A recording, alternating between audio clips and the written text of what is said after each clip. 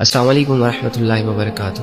میری بات سنو، چاہے تم لڑکی ہو چاہے تم لڑکے ہو، پورے غور و فکر سے اور دل سے اور پوری سننا۔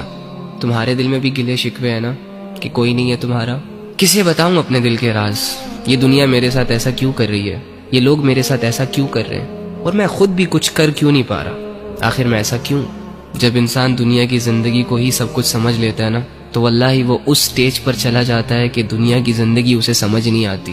اینی ہاؤ، تو ایک کام کر، آج رات جب سب سو جائے نا، تو چھپکے سے اٹھنا، کسی کو کانوں کان خبر نہیں ہونی چاہیے، اور سب سے الگ تھلگ ہو کر جانماز پکڑ، بچھا اور اس پر کھڑا ہو جا، ہاتھ باندھ، آنکھیں بند کر، امیجن کر کہ تیرا رب تیرے سامنے کھڑا ہے، وہ رب جس کا تو بندہ ہے، اور اسے اپنا سب کچھ مان، اور یہ تصور کر کہ آج میں اپنے رب کو اپنی حالت دکھانے آیا ہوں، آج میں اپنے رب سے اس دنیا کی شکایتیں کرنے آیا ہوں، آج میں اپنے رب سے دل کے راز بیان کرنے آیا ہوں۔ 2 رکعت نفل نماز پڑھ، اور نماز پڑھنے کے بعد جھولی پھیلا دے، ہاتھ اٹھا دے، بچھا دے خود کو، اور دل کی گہرائیوں سے پکار اپنے اس رب کو جو تیرے دل کے حال کو جانتا ہے، جو تب بھی تیرے ساتھ تھا جب دنیا تیرے ساتھ نہیں تھی، جو تب بھی تیرے ساتھ تھا جب دنیا تجھے جانتی نہیں تھی، اور جو آج بھی تیرے ساتھ ہے۔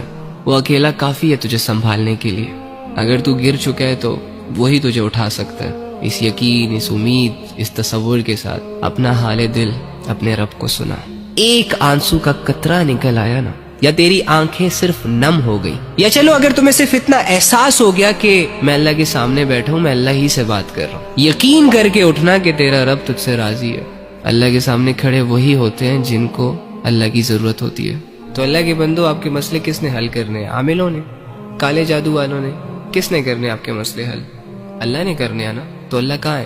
ایکچولی میں آئی ڈونٹ نو وائی ہمارا یہ مائنڈ سیٹ بنا ہوا ہے کہ اللہ کچھ اسپیسیفک جگہوں میں پایا جاتا ہے، اور اللہ رب العزت کی جو مغفرت کے فیصلے ہوتے ہیں وہ نیک لوگوں کے لیے ہوتے ہیں، یا اللہ رب العزت جن لوگوں کی دعائیں قبول کرتا ہے وہ بہت نیک ہوتے ہیں، لمبے لمبے سجدے اور پاک صاف رہنے والے ہوتے ہیں۔ ہاں ٹھیک ہے، ان کا اپنا درجہ ہے، لیکن اس کا یہ مطلب بھی تو نہیں ہے نا کہ ایک عام انسان اللہ تک پہنچ نہ سکے، ایک عام انسان اپنے دل کی بات اللہ کو نہ کہہ سکے اور اللہ رب العزت کو اپنی طرف متوجہ نہ کر سکے۔ وہ کہتے ہیں کہ کوئی کعبے سے خالی ہاتھ لوٹ آیا تو کوئی گھر بیٹھے خدا کو پا گیا۔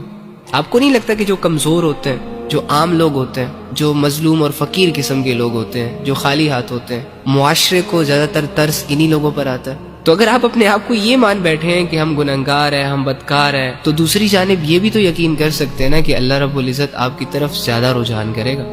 اللہ کے بندو، اللہ کہہ رہے میں تمہارے اشارت کے بھی قریب ہوں۔ اس اللہ سے اپنے مسئلے حل کرواؤ جو اللہ ساری زبانوں کو سمجھتا ہے، جو اللہ دل کے حال کو جانتا ہے۔ بہن ہو نا میری تو اپنے بھائی کی بات نہیں مانو گی؟ بھائی ہو نا میرے، اگر میں تمہارا اچھا سوچ رہا ہوں، بھلا سوچ رہا ہوں، تو تم اپنے دشمن تھوڑی نہ ہو۔ ٹھیک کرو گے نا خود کو، نکالو گے نا خود کو ان الجھنوں سے، ان گمراہیوں اور بے حیائیوں اور گناہوں سے۔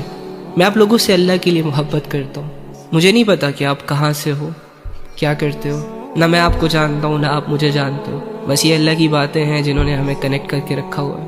اس دنیا میں ہماری ملاقات ہو نہ ہو، لیکن میں آپ سب سے آخرت میں ملاقات کا خواہش مند ہوں۔ میں یہ چاہتا ہوں کہ جب اللہ تعالیٰ آپ کو اپنے سامنے بلائے نا، اور آپ سے پوچھے کہ بندے کیا کر کے آئے میرے لیے، کیا چھوڑ کر آئے میرے لیے، تو آپ کے پاس ایک جواب ضرور ہو کہ اللہ، دنیا میں ہر طرف بے حیائی تھی، گناہ بہت آسان ہو چکے تھے، جو جتنا بے حیائی اور گناہ کرتا جاتا یہ دنیا اس کو اتنا ہی اپریشیٹ کرتی چلی جاتی، لیکن میں نے ایسے دور میں تیرے دین کو سیکھنے کی، تیرے دین پر عمل کرنے کی کوشش کر رکھی تھی۔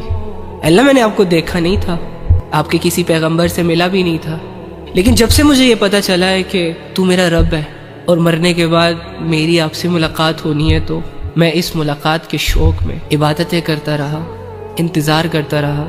اللہ، مجھ سے غلطیاں بھی ہوئی، میں نے گناہ بھی کیے، بچ نہ سکا کیونکہ انسان ہوں، تو نہ کرنے کے لیے آپ کے پاس اللہ سے کچھ باتیں ہونی چاہیے، یا پھر اگر اللہ سے بات کرنے کی ہمت نہ ہو نا، تو کم سے کم آپ کے دل میں یہ جذبے ہونے چاہیے کہ جب اللہ تعالیٰ مجھ سے سوال کرے گا کہ بندے زندگی دی تھی کیسے گزاری، جوانی دی تھی کیسے گزاری، کیا کرتے رہے دنیا میں، تو میری ندامت اتنی گہری ہو کہ اس ندامت میں میں چپ چاپ اللہ کے سامنے بس کھڑا رہوں، اور دل میں یہ یقین ہو کہ بس تو جانتا ہے سب کچھ، اب تو رب ہے، کیا کیا بتاؤں آپ کو۔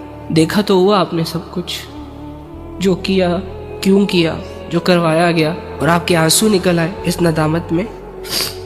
لیکن اپنے آپ کو غفلت سے بچائیں. بس یہ نہ ہو کہ اس دنیا سے چلے جائیں اور نہ اللہ کی پہچان ہو، نہ اللہ کے لیے دل میں جذبے ہوں. مشکل ہو جائے گا پھر. تو آسان ہے اللہ سے جڑنا. آتی ہے آپ کو محبت، ہے تمہارے اندر فیلنگز، سمجھتے ہو سب کچھ، لیکن محبت بھی دنیا پہ لگا رہے ہو، فیلنگز بھی دنیا پہ لگا رہے ہو، عقل و فکر اور سمجھ بھی دنیا پہ لگا رہے ہو. تھوڑا سا